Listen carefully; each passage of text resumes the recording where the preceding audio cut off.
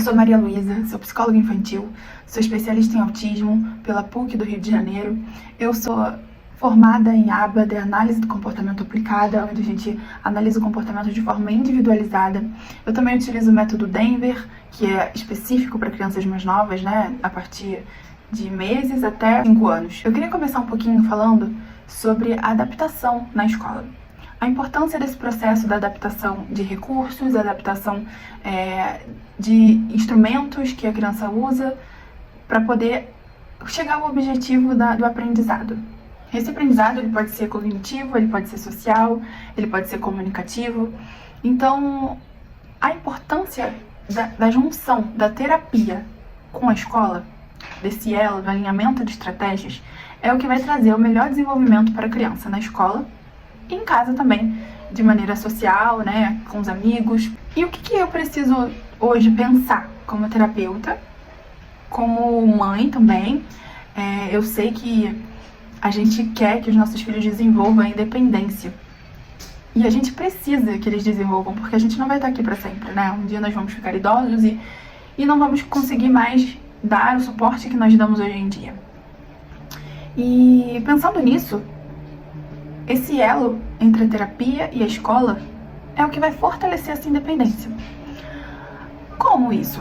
Como seria esse processo, né? Vamos lá, a escola, ela tem diversas funções, né? Na evolução cognitiva da criança, onde tem um aprendizado, onde a professora dá a matéria, dá os exercícios, e aquela criança está ali tentando aprender. Tem o meio social, onde a criança faz amigos, onde ela vive, né, em sociedade, tem a vez dele, a vez do outro, tem que esperar a vez do coleguinha e tem que conseguir falar termos de cortesia, obrigado, de nada, quando a criança tem, né, a comunicação verbal. E além também da comunicação, que a gente precisa também pensar como essa comunicação é dentro da escola, se a criança está conseguindo se comunicar de maneira adequada, colocar para fora aquilo que ela precisa e deseja. A motricidade, que é o desenvolvimento motor, né? Se ela consegue pegar uma tesoura, cortar um papel de forma adequada, se ela consegue acompanhar a turma nas atividades motoras na educação física, chutar uma bola. Pontos e objetivos que precisa ser traçado pela terapeuta através de informações também da escola e da família. E a partir dessa comunicação entre eles, entre nós, né, família, escola, terapeuta, nós vamos exercer diversas formas de fazer com que os objetivos sejam alcançados de uma maneira eficaz. Porque a inclusão na escola, ela não é somente matricular a criança e levar todos os dias, né? A gente tem essa tendência a achar que a criança está na escola, ela está incluída. Mas isso nem sempre é verdade, porque às vezes ela está na escola, ela está no meio dos amigos e tentando aprender com a professora, mas os métodos e as formas, né, do aprendizado não estão adaptadas para a necessidade real daquela criança. E a partir desse elo da terapeuta com a escola, irão ser criados esses instrumentos adaptados, esses recursos de comunicação alternativa, por exemplo, onde a gente pode, através da comunicação visual, né, hoje em dia existem tablets focados nisso, com aplicativos direcionados a isso, específicos, onde a criança consegue se comunicar mostrando imagens e associando situações. E tem crianças que de fato precisam desse recurso visual, que se adaptam melhor ao recurso visual. É importante a sensibilidade da família também para ver o que essa criança se adapta melhor e fornecer essa informação para a escola e para a terapia. E além disso, né, de instrumentos, a realização dos objetivos, colocar em prática os objetivos terapêuticos não só na terapia, mas também nas escolas, para que seja alcançada de forma mais rápida, né, e eficaz. Geralmente a criança vai para terapia uma vez por semana, ou 2 ou 3 no máximo, né, e na escola ela está todos os dias.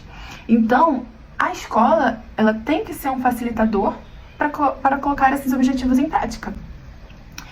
E esses objetivos, eles podem ser alcançados de diversas maneiras, né, precisando muitas vezes de um mediador ali, ou de uma pessoa, né, que fique responsável em auxiliar aquela criança no processo social, onde ela nem sempre sabe se adaptar àquele meio social, e o mediador, o auxiliar, vai dar esse suporte necessário de acordo com o que a terapeuta falar, de acordo com o que ela exemplificar que precisa ser feito.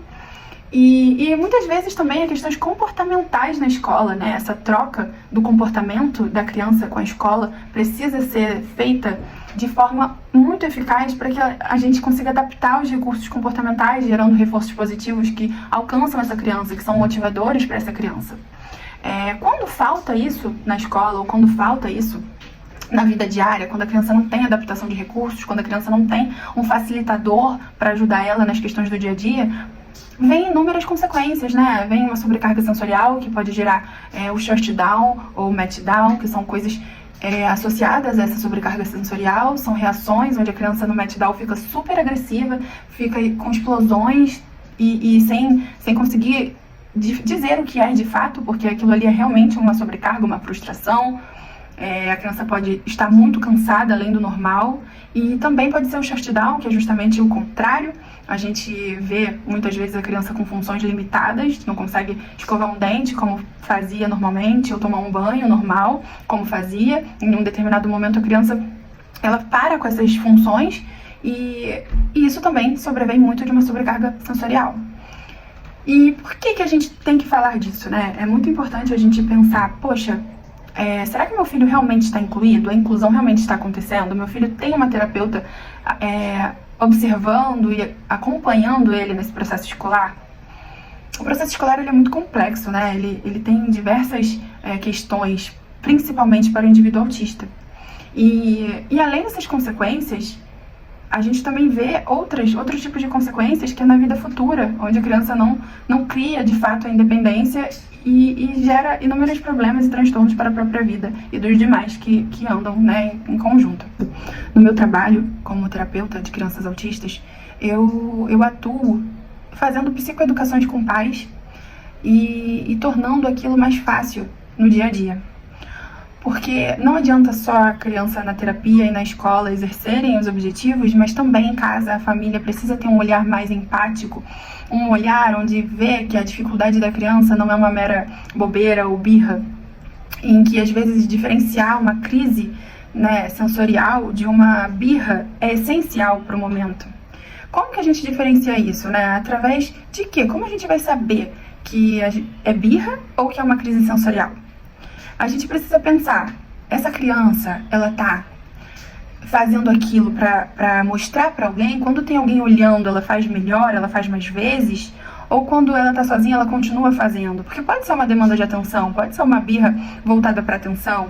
Ou essa crise acontece quando essa criança não tem o objeto que ela quer, que ela deseja, e quando a gente dá o objeto, algo palpável pra ela, né, ela para de ter. Então, de fato, pode ser uma birra. Ou essa criança, mesmo dando um objeto que ela gosta muito, ela continua tendo a crise, né? Esses pontos a gente precisa saber para diferenciar. Tanto também fuga, né, de atividades. A gente vê que a criança quer fugir de uma atividade diária, tomar um banho, que ela detesta tomar banho, e aí entra numa crise sensorial e a gente confunde, né? Não, é uma crise sensorial porque ela não tem nada, nenhum objeto que ela queira, mas ela tá ali tentando fugir de algo. Então, peraí, é uma birra ou é uma crise sensorial?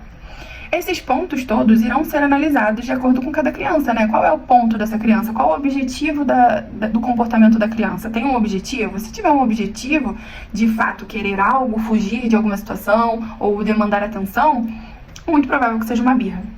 Mas isso a gente só vai saber conhecendo, de fato, a criança. Então, por isso é muito importante esse acompanhamento terapêutico, onde a terapeuta tem esse acesso à família, onde a gente consegue trocar informações, onde a gente consegue estimular, né, e fazer com que a criança tenha estímulos diários no dia a dia, exercendo os objetivos da terapia em casa, e onde o pai seja um facilitador desse processo, tá? E juntando essas três funções, né, a escola, a terapia e casa, não tem como a criança não desenvolver de forma mais rápida, porque ela vai estar cercada de todos os lados. Ela vai estar com um bom acompanhamento em todos os lados, com estratégias alinhadas. Não vai ser, a escola trabalha de um jeito totalmente diferente que a terapeuta, e em casa completamente diferente também, porque a criança fica desorganizada, ela não tem um real método de motivação, né, que funciona para ela em todos os ambientes que ela participa. Eu vejo muito caso de crianças que têm um comportamento super diferente em casa e na escola. E muitas vezes está associado a isso. Pode estar associado a outras coisas? Pode, mas também pode estar associado a essa questão. É muito comum. Em casa ela tem um tratamento, na escola a professora dá outro, e aí pronto, a criança se comporta de maneira completamente diferente. Dá alteração na escola, não dá em casa e vice-versa.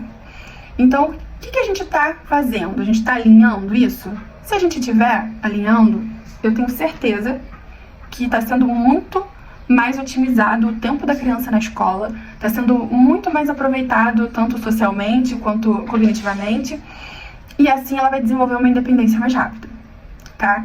E quando não está, a gente precisa pensar como a gente faz para alinhar. Vamos conversar com a terapeuta? Vamos conversar com a escola? Vamos tentar alinhar isso?